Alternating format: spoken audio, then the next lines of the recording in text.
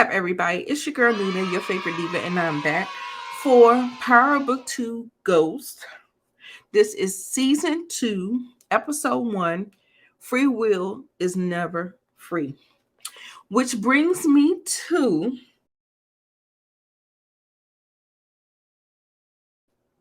the best dialogue in the episode. It came from Professor Lock and Key, Shaldamuchi.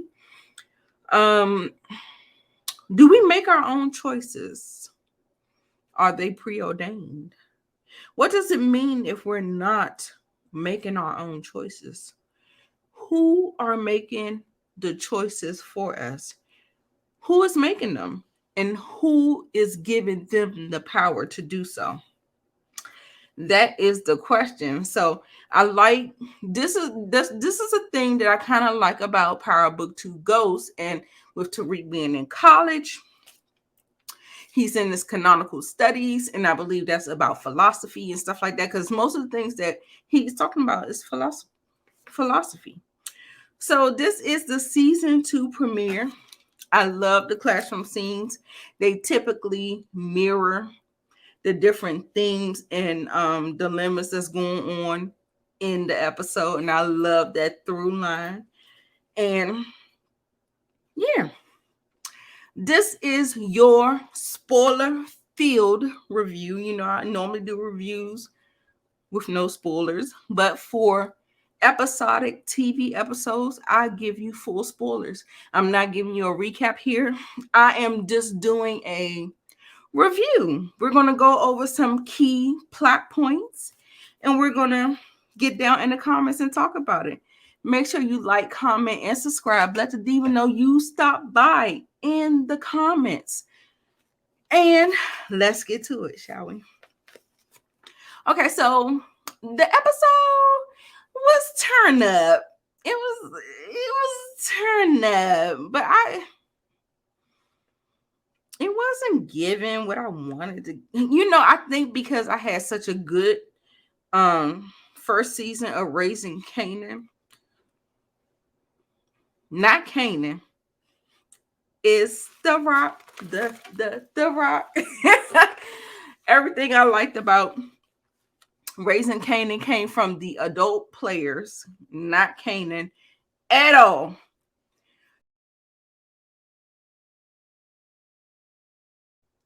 So anyway, y'all gonna be surprised at my turnip-worthy character. It is Kane. Kane was my turnip-worthy character. I watched the episode like 3 times, and based on how everybody was moving, Kane made a better move for me. He handled himself pretty good for the most part. Telling Reek about Monet. And I mean, he was a little nicknoid. I mean, I guess so, whatever, because of what happened. He shot Jabari, and then Tariq had to finish the job, and then he don't want to be implicated, but because he didn't finish off what he started. Like, with Ramirez, he was able to actually finish off what he did and did what he needed to do. So that's why he's kind of iffy about Tariq in this plan or whatever, because Tariq is an amateur. I mean, he's been around death a lot. It's happened a lot. But Reek, you haven't listened to your parents. Okay. So anyway, so he was right about what was going on.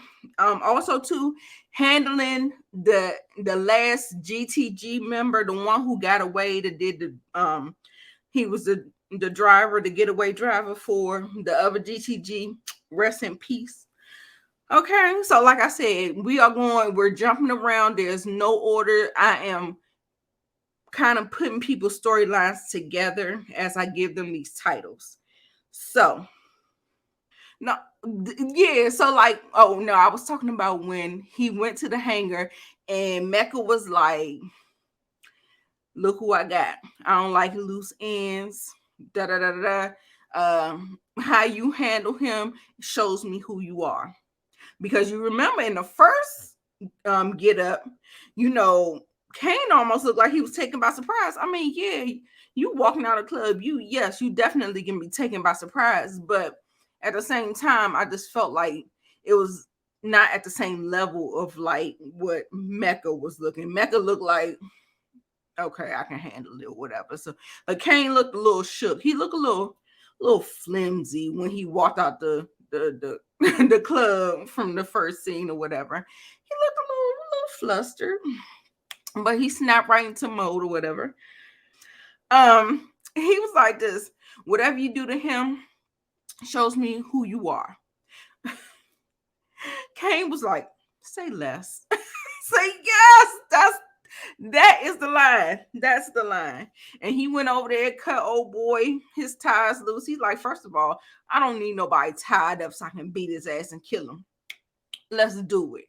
The dude was like this, man, you a stupid mother. Excuse me? Okay, stupid mother. How about a dead mother after he broke his neck with his bed? Bossed up character is MECCA.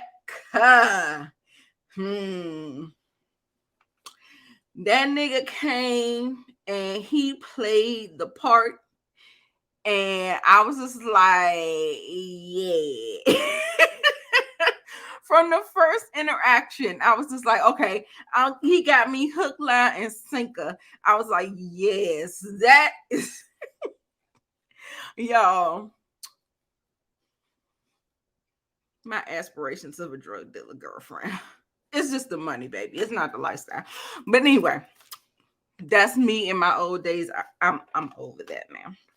So yes, so now MECCA, he did a whole lot of stuff. I'm about to jump around and show you why he was the bossed up character.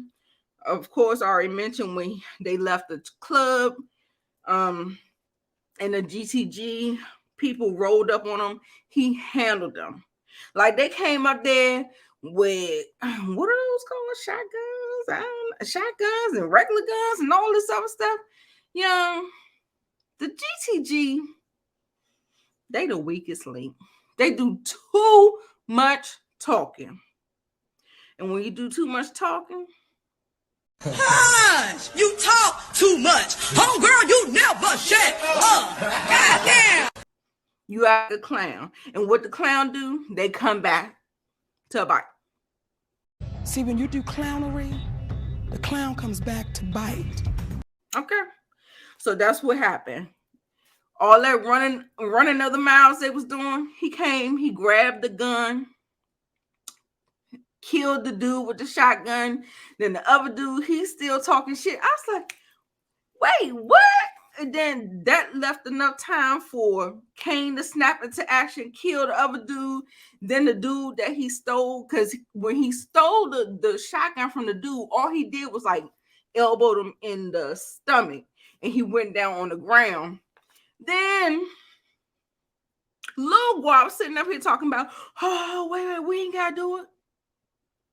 I was like, what? I'm like, whose side you on?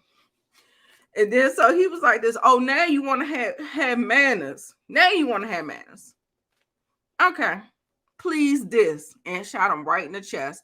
Killed him dead where he laid. And then he looked at GTD. He was like, those your friends? He was like, not anymore. Kane said, he said, those your friends? This, he was like this, we had beef. MECCA said, not anymore, I guess. So I like the way that whole little dialogue went. So yes, baby, MECCA, he came in, and what an interest did he make? He also noticed that Kane was testing him. Listen, he said, when he came out the club, he said he knew Big Guap, but he never met Lorenzo. Now listen, if Big Guap and Lorenzo was Ace Boone Coons, how did you not know Lorenzo? Things that make it go, I don't know. I'm just saying. I'm listening to what he's saying. I'm thinking maybe he's either deflecting and trying not to let anybody know what his moves are. I'm thinking he's playing chess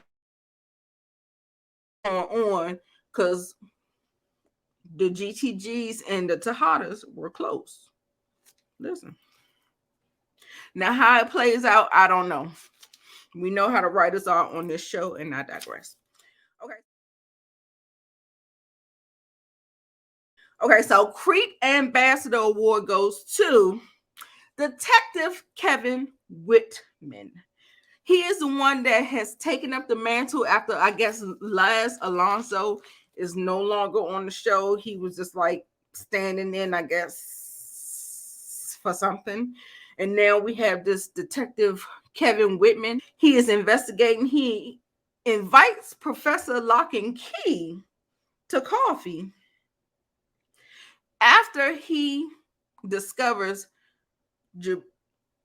Jabari in the park, dead to the bed, to the ground. All right. So then he invites her to coffee. Professor Lock and Key, shout out to Moochie.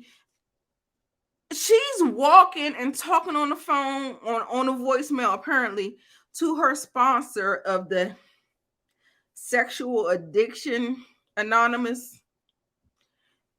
That part. And she's telling her, I'm not going to be messing with Zeke no more. Jabari's out the question. I'm not doing him anymore. Oh, but I heard somebody left me a message, a blast from the past.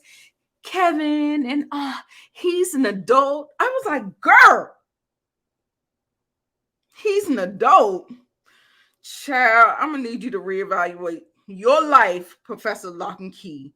And if the first thing that you could say about a man that is contacting you is that he's an adult, bitch, you might be a predator. I'm going to just leave it there. And there's no excuse for Professor Lock and Key. Yes, you are beautiful, but that's where it starts and it ends. Your ass is flawed as fuck. Anyway, let me digress off of her. So yes, she goes to meet him, and he meets her outside the coffee shop. And she was just like, all flirty like she do. She just be all flirty like that. And then she was like, why don't we go on inside or whatever? Let's go on inside. Okay, we're gonna go outside. He was like, oh, I want to take you somewhere else.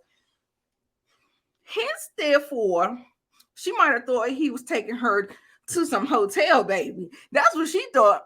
They was going to order backseat of the car. But no, baby. He takes her straight to the morgue. The morgue. And have the assistant uncover Jabari's body, blue black body, with a bullet hole straight through his foot. Baby, you know what, Detective Kevin? You can go. I don't like you. I don't like you. And that's why you got Creep Ambassador. You got Creep Ambassador because you ain't no good and you got to go. How dare you? You're trifling, dude. Okay, so anyway. The damn son moment was them making Big Mama to be a full-blown alcoholic. Like, the diva loves a cocktail, a cocktail or two. Check my other videos. But they made her like a full-blown alcoholic and almost made her look like she was unfit. Poor ass. It was a mess. It was this whole little sequence. I'm not gonna get into it. It's kind of irrelevant. I mean, we'll get into it in the next episode. And she cooking for her Big Mama, whatever. And girl, instead of putting the bacon in the oven, she tries to fry bacon in the frying pan. Baby, now listen. What I will tell you is that I never attempted to fry bacon in the pan. Why? Because my grandmother got burnt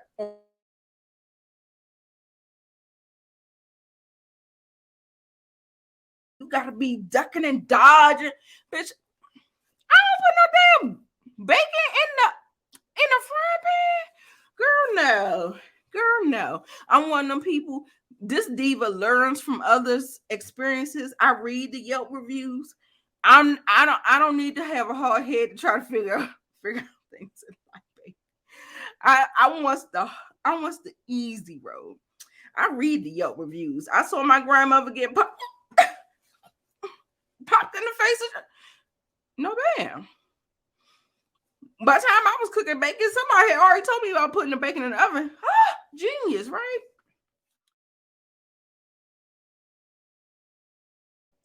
The ha-ha moment of the Davis McLean with Soledad O'Brien. Now it wasn't with them. It wasn't them, but it was just the atmosphere where they were at. Um, it was just this line of dialogue that he was having with Sax, and he was talking about when he said he was like, I thought we were supposed to be partners. He was like, Davis and associates. You're the associates. Like, you don't have your name on there, but there you go, right there. That was funny. And then also then him trying to hit on yuck. You know the diva ain't here for it, whatever. So he was hitting on the other lady, talking about he about to put some moves on her or whatever. When Tariq called Davis and he said he wanted to find his mother. And he was like, what? Nigga, like, what do you mean you want to find your mother? He was like, you said you wanted her to go to witness protection. That's not how this works. That's not how any of this works. And so they had this conversation or whatever. He was like this, I'll pay. He was like this, say less. Click. So then he asked Zach, he was like, can you find his mother for me? He was like, well, he already killed one of his parents. And I mean, once he want to finish the job, he was like, this man, Tariq loves his mother. He would not harm a hair on her weave. It was the way he delivered it. He wouldn't harm a hair on her weave. Not a hair on her head, on her weave. I was just like, boy, you're so stupid. It was funny. In the moment, I laughed my ass off.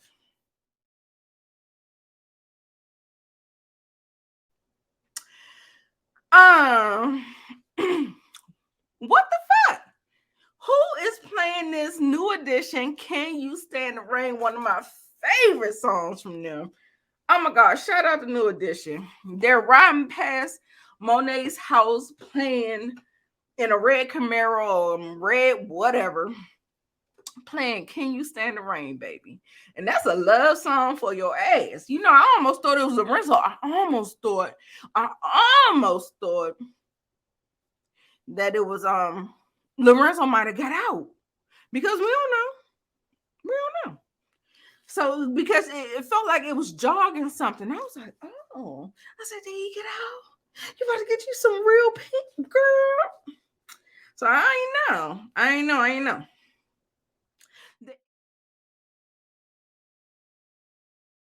The MVP was Miss Diana. They so they're going around to all these stores, all these high-end stores, luxury stores, buying all of this stuff. Louis Vuitton, Gucci, Fendi, Prada, whatever. All this high-end stuff. And they're just like having a shopping spree. Diana, she came out there, she had this beautiful, beautiful dress on. And where her mother shit all over her and was like, bitch, take that shit off. Like, gee, I mean, she didn't call her bitch. I'm sorry. You know, I just have a bad mouth of trying, calling people niggas and bitches. It ain't nothing like that, it just flies off the tongue, whatever. I don't mean nothing by it. So listen, she looked good. And she was like, I like it. I want to get something. Like, I'm like, who are we buying stuff for? I'm just like, I don't know. I was just like, and then Monet was like, take that shit off, girl. Take it off. I was like, such a buzzkill. I was so mad at her. I was like, oh, girl, you making me mad. She looks so cute. So anyway, that's neither here nor there. Okay. on with the show. I mean, I'm sure this is a piece of the controlling nature.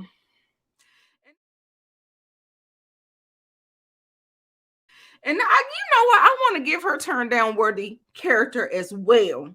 God damn it. I want to give Monet turn down worthy character as well because she irked my nerves.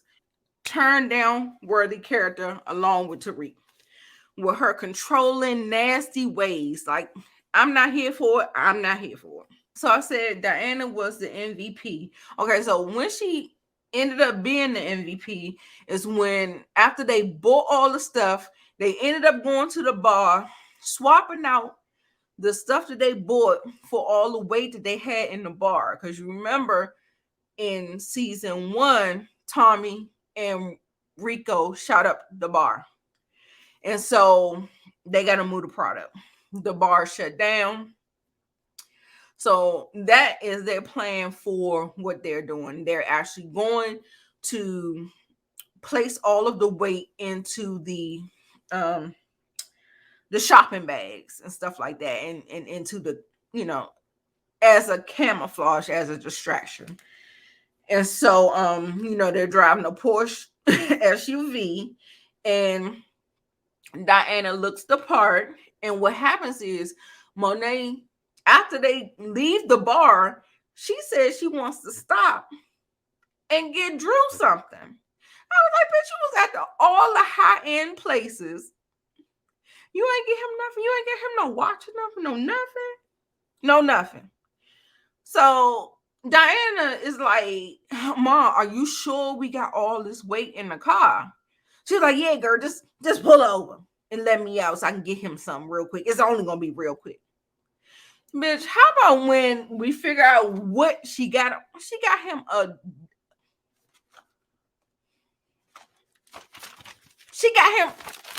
some paper and pencil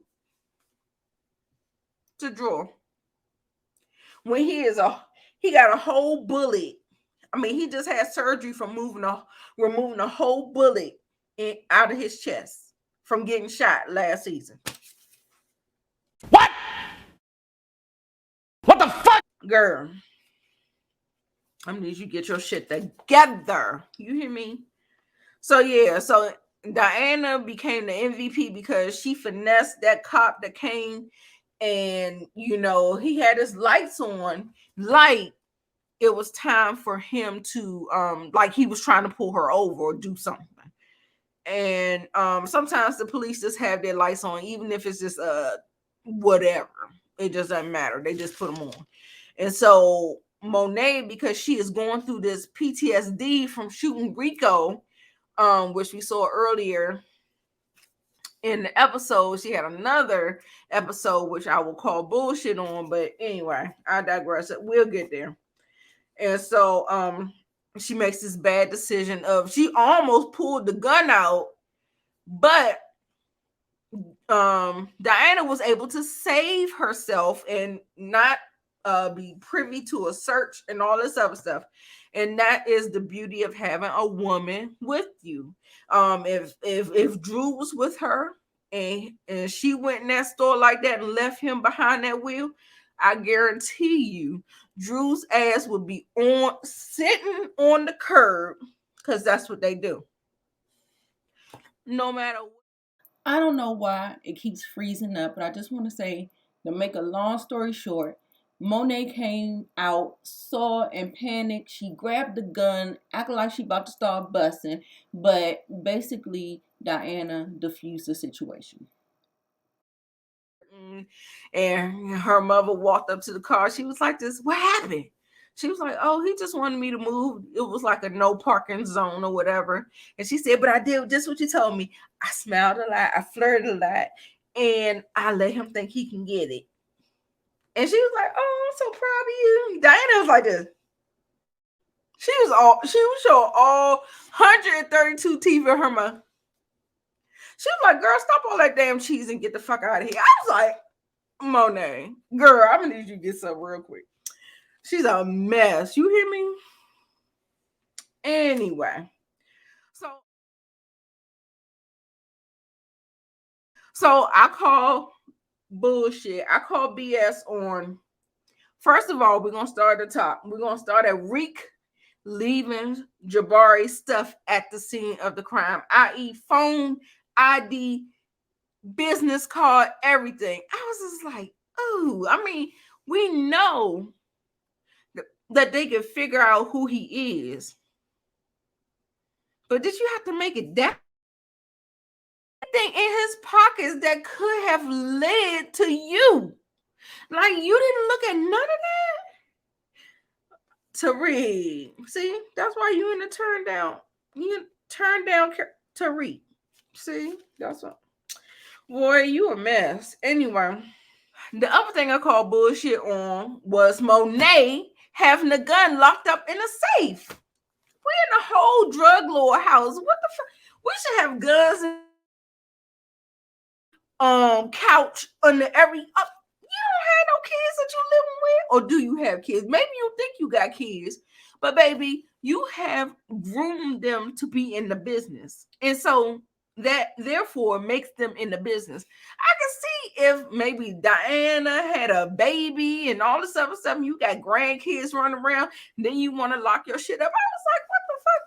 Who made that call? Like, that didn't make no sense to me, and it stood out for me to say that.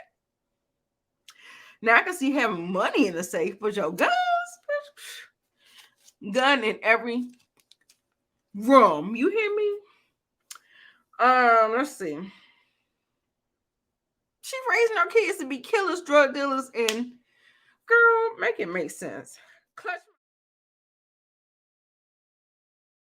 Clutch my pearls moment was Monet and Zeke's interaction. I was like, ooh. I was like, this was bad. Like, she was like, I guess he's been avoiding her. Once he got the information that Carrie told him that, she approached him. I mean, Monet approached Professor Lock and Key. Shout out to Moochie. That he started asking questions, and she was asking questions, and you should have just left her alone. And Monet never told him that she knew. So, like, when you're doing this dance or whatever, and the information that people know, that stuff makes a difference. It makes a difference. It feels like deception. It feels like ulterior motive. And we'll get into that in episode 2. But this is episode 1 so that we can create the playlist. Okay, so anyway. So, I feel like with that whole interaction where she's making him jump into the draft and stuff like that, I think that is going to leave a bad taste in his mouth. And then later on, it's going to be confirmed and is further sowing all of the seeds that we need to plant for this show. And yes.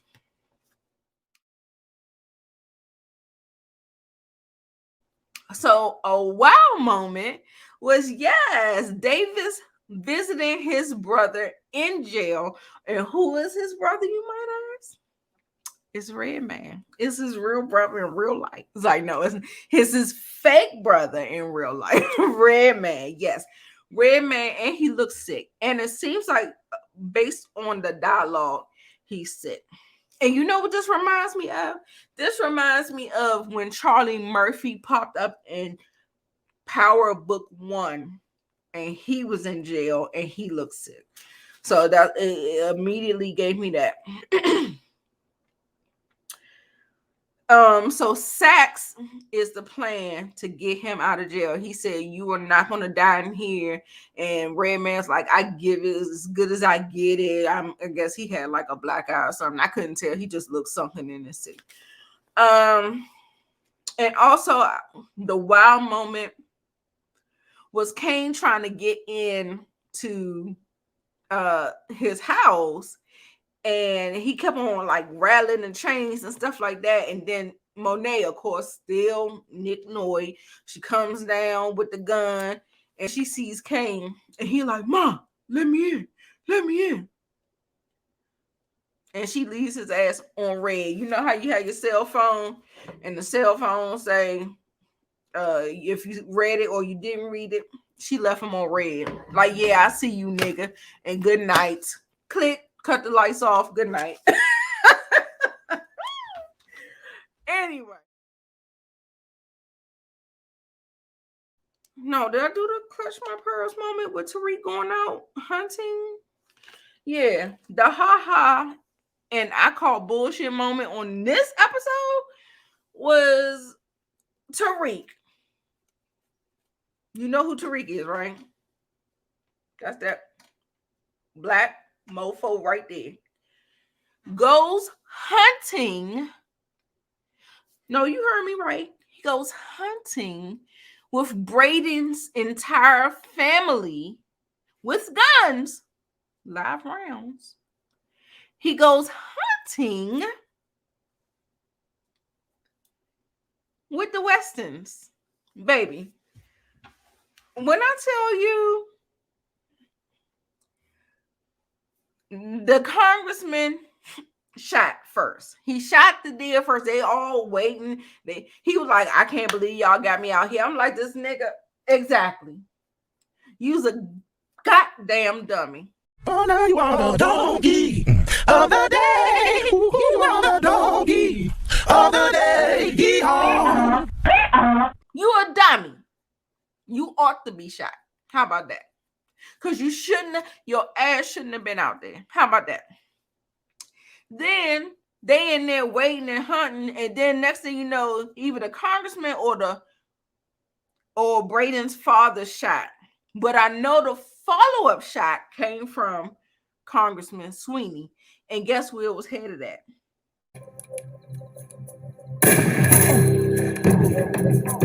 What's this for?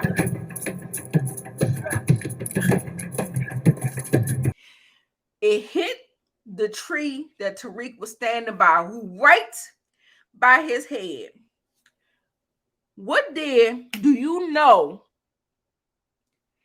is as tall as Tariq? Head, the top of his head, like a headshot. What deer do you know that's that big? Tariq, your ass shouldn't have been there from the get-go. Your ass shouldn't have been there at all from the get-go. That's what your ass get. But wait, baby, when I tell you, he hauled as soon as that bullet hit right here by his head, hit that damn tree, that nigga said, I mean, he hauled ass. Do y'all hear me when I tell you that boy ran so goddamn fast? That shit was funny. Oh my God. That was hilarious. It was hilarious. It was hilarious. And then they get there and, oh, I'm so sorry, Tariq. I'm so sorry. I was like, sure you are. Sure you are. Then he was like this, oh, to make it up to you, we're going to give you the kill shot. And I don't know if you know, but Black people don't operate like that. You can have it. We don't want it. You know, we most times we try to do it out of survival. There are a couple of special people who enjoy it and do it for sport, but baby, we gonna scoot over there with that. There ain't nobody I know. He was mad. He was pissed. Braden was pissed. He called that nigga Dick Cheney, and I screamed. I screamed. It was funny. He called him Dick Cheney. Then Braden took the shot, got it over with, or whatever. I remember him saying something about what did the deer do to you? Fuck that shit, I'm out. He was just like, he left. He was mad. He was pissed. And you should have been. Because you was goddamn fool, dummy, for being there. Lesson learned. Hope, you know what I'm saying? Like sometimes you don't want to learn from other people. You want to learn on your own. So I hope that is a lesson learned for you, Mr. Tariq St. Patrick. So best monologue in this particular episode went to Tariq for him reading Congressman Sweeney for filth about big pharma, lobbyists, and donors contributing to the politicians. And he asked them pretty much, he was like this, it's not a big deal between legal and illegal. It's just that y'all got money too. And I'm just like, y'all got money too. But they don't let us, we can't do the same thing that they do. You know what I'm saying? Because if that was the case, then they could do the same thing. So, that's not an avenue for illegal. So he was just basically was like, we do the same thing. It's just that y'all get a pass for it. He was like, so how much money have you taken? Drops mic. People looking real crazy. And I think that's probably why Tariq got that warning shot. He was like, let that be your last time coming at me like that. And so that's where I think that came from. He was just like, okay, I'm gonna give you a warning shot. I'm a pretty good shot. I don't think I'm gonna hit the boy in the damn head. I ain't gonna kill him. I'm gonna give you a warning shot. Don't bring your ass up to me about that no more. Also, too, I call bullshit on Tariq, like puffing his chest up, talking about, oh, my father pays for my education with his trust. And I was like, the same man you killed, Tariq, boy. If you don't get out of here puffing his chest up, being all proud of his father. But you know what? I think with Tariq, this is one of them things where, if you want to be the king, you got to kill the king. It's just like one of almost, back in the day, a long time ago, it's like one of those rite of passages, and you would see how siblings will rival with each other, and brothers and sisters, and mainly brothers rather. Sisters may contribute in a small manner, but usually brothers, and that dynamic of taking out family for birthrights and positions and stuff like that.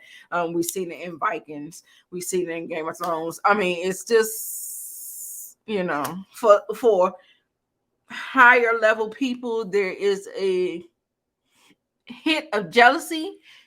And yeah, that's just what it is. So, he felt like he was getting in the way of the greater good. He was about to make him go to jail. He was just like, he already talked to him. He's like, somebody was standing in his way. What's his name? Everybody be talking about him. I don't even want to talk about him. Breeze or whatever. Breeze was standing in his way. That's why he killed him. And the shit with Kanan. That's why he did what he did. And basically, Tariq just did what he had to do. They all trashed me. Anyway, that concludes my review. I'm going to do it. So, if that is all, there is nothing left. I hope you enjoyed my anime. I hope you enjoyed my animated review of This is Power Book 2, Season 2, Episode 1, the season premiere. Free will is never free. Make sure you like, comment, and subscribe. Let me know down in the comments below. What did you rate it? I rated this episode a 6.5. Maybe 6.5, 7. There was MECCA. MECCA saved this episode for me. MECCA and Kane saved the episode for me. Otherwise, it would have been a wash. Because I'm not pleased with Monet. I'm not pleased with Tariq. I'm not pleased with this new detective guy. It's a no.